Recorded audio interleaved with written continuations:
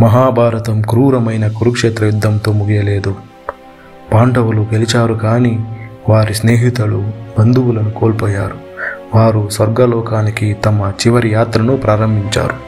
ఒక రహస్యమైన కుక్క వారిని అనుసరించింది. స్వర్గలోక ద్వారంలో పాండవులకు ప్రవేశం అనుమతించలేదు, కానీ ఆ కుక్కకి మాత్రం అనుమతించారు. హిందూ మహాకావ్యం మహాభారతం యుద్ధంతో ముగియదు. ఒక ప్రతీకాత్మక యాత్ర ఇంకా మిగిలి ఉంది. అది మహాప్రస్థానికి పర్వం. ఈ యాత్రలో పాండవులు రాజ్యాన్ని త్యజించి స్వర్గలోకాన్ని చేరే ప్రయత్నం చేస్తారు. ఇది ధర్మం, పవిత్రత మరియు సత్యం పరీక్షించే యాత్ర. యుధిష్ఠిరుడితో పాటు అతని అన్నదమ్ములు భీమ, అర్జున, నకుల, సహదేవులు మరియు రాణి ద్రౌపది ఉంటారు. మొదటి గమనించిన ఒక రహస్యమైన కుక్క వారిని అనుసరిస్తుంది. హిమాలయాలు వైపు పాదరక్షకులు లేకుండా నడుస్తూ ఎత్తుకి చేరుతున్నప్పుడు ద్రౌపది మొదటిగా పడిపోయింది. యుధిష్ఠిరుడు చెప్పాడు, ఆమె అర్జునులను ఎక్కువగా ప్రేమించింది. సమానత్వాన్ని విఫలమయ్యింది. ప్రతి పతనం ధర్మంలో లోపాన్ని సూచిస్తుంది. కర్మం ఎంతటి ధర్మవంతులైనా అనుసరిస్తుంది. తరువాత సహదేవుడు పడిపోయాడు. తన జ్ఞానం, తెలివితేటల గురించి అతనికి గర్వం ఉండేది. ఇతరులు గొప్పతనాన్ని అంగీకరించని అహంకారం అతని పతనానికి కారణమైంది. ధర్మం ఎవ్వరిని విడిచిపెట్టదు, ఎంత తెలివైన వారైనా సరే. నకుల అందం యొక్క ప్రతీక.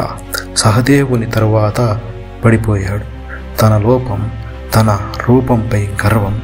సంపూర్ణత కూడా అహంకారంతో కలిసిపోతే కర్మకు గురవుతుంది. పాండవులు వినయమే ధర్మానికి మూలమని గుర్తించారు. అర్జునుడు మహాయోధుడు కూడా పడిపోయాడు.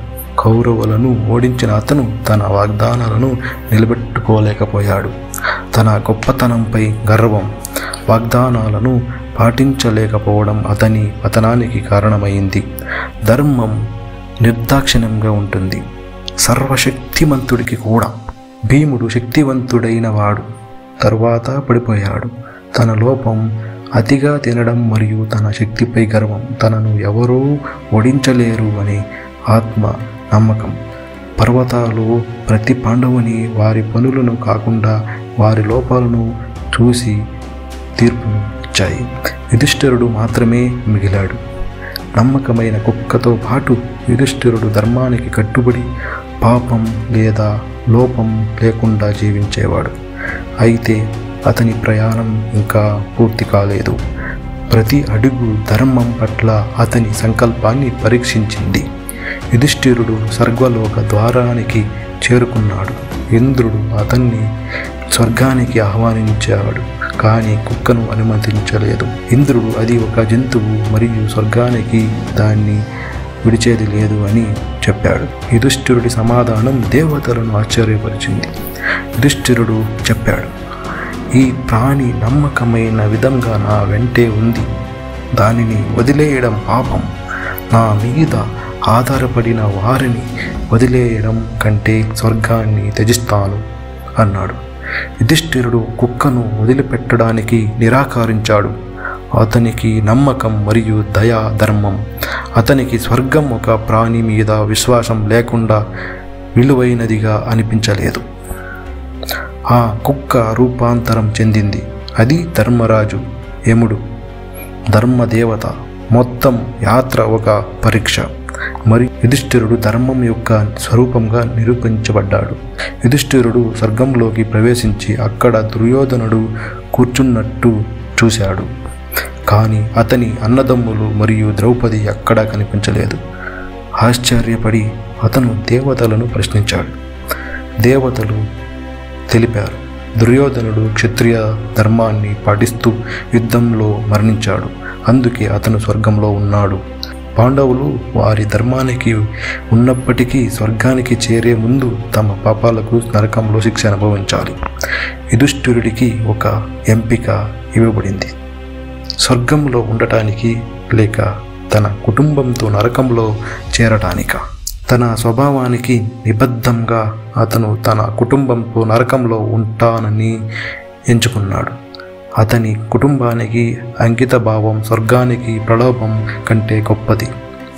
ఈ చర్యం యుధిష్ఠిరుడి అత్యున్నత శుద్ధిని పూర్తి చేసింది. దేవతలు నిజాన్ని వెల్లడించారు. అతను నరకాన్ని అనుభవించిందంతా ఒక భ్రమ. అతని ధర్మానికి చివరి పరీక్ష.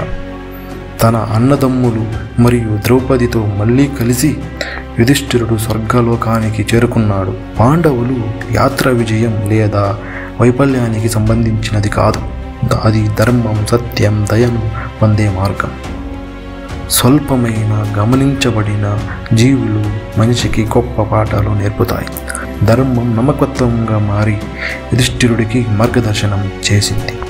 యుధిష్ఠిరుడు మరియు కుక్క మనకు ఒక శాశ్వత సత్యాన్ని నేర్పుతారు. జీవితపు పరీక్షలు ఎదురైనప్పుడు నమ్మకత్వం, వినయం, ధర్మమే మనకు సహకరిస్తాయి. అదే శాశ్వత ధర్మం, అదే సనాతనం. Please subscribe for more videos.